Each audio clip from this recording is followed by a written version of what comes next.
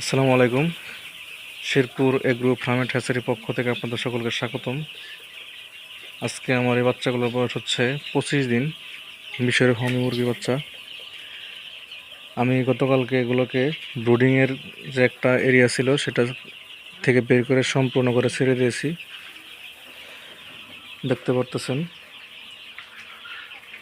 আপনারা জানেন ব্রুডিং থেকে আপনারা যখন মুরগি সম্পূর্ণ করে মুক্ত অবস্থা ছেড়ে দিবেন তখন মুরগিতে একটা কমন সমস্যা হতে পারে, সেটা হচ্ছে ঠান্ডা লাগার একটা প্রকোপ থাকে। এই যে দেখেন একটা বাচ্চা দেখাই, সেটা হচ্ছে গতকালকে আমি স্পেস বড় করছি আর আজকে একটা হঠাৎ করে এত গুরুতর ঠান্ডা লাগছে যেটাকে এখন কোনো মেডিসিন দিলে কাজ করবে বলে মনে হয় না।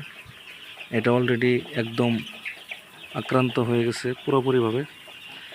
এটাকে এখন আপনি যত মেডিসিন তাড়াতাড়ি খাওয়াবেন তত তাড়াতাড়ি মারা যাবে। এটা সম্পূর্ণ ঠান্ডা অ্যাটাক হয়েছে, ব্রঙ্কাইটিস।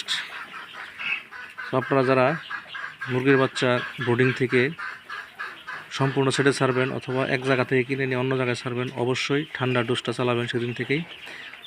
যদিও কালকে থেকে আমি চালাইতেছি ঠান্ডার ডোজ, তারপরেও একটা আক্রান্ত হয়ে গেছে, আশা করি অন্য কোনো সমস্যা হবে না। যদি আপনারা এরকম সমস্যা দেখেন, যদি ঘরে মেডিসিন থেকে থাকে তাহলে আপনারা টিলকোমাইসিন অথবা জিকোটিল 1 ফোঁটা বা 2 ফোঁটা খাওয়াই দিতে পারেন। যেহেতু আমার কাছে নাই, এটা খাওয়াইতে পারতেছি না। আর এখন অন্য কোনো মেডিসিন দিলে বা পানি খাওয়ার সাথে সাথে এটা খুব তাড়াতাড়ি মারা যাবে। তো এটার জীবনের শেষ স্টেপ চলে আসছে, এটাকে চিকিৎসা করার লাভ নাই।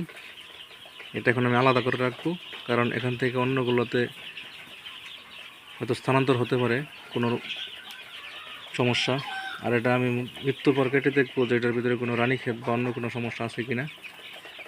আর যদি থাকে আপনাদের অবশ্যই আমি আপডেট জানাবো। সকলে ভালো থাকবেন। আসসালামু আলাইকুম।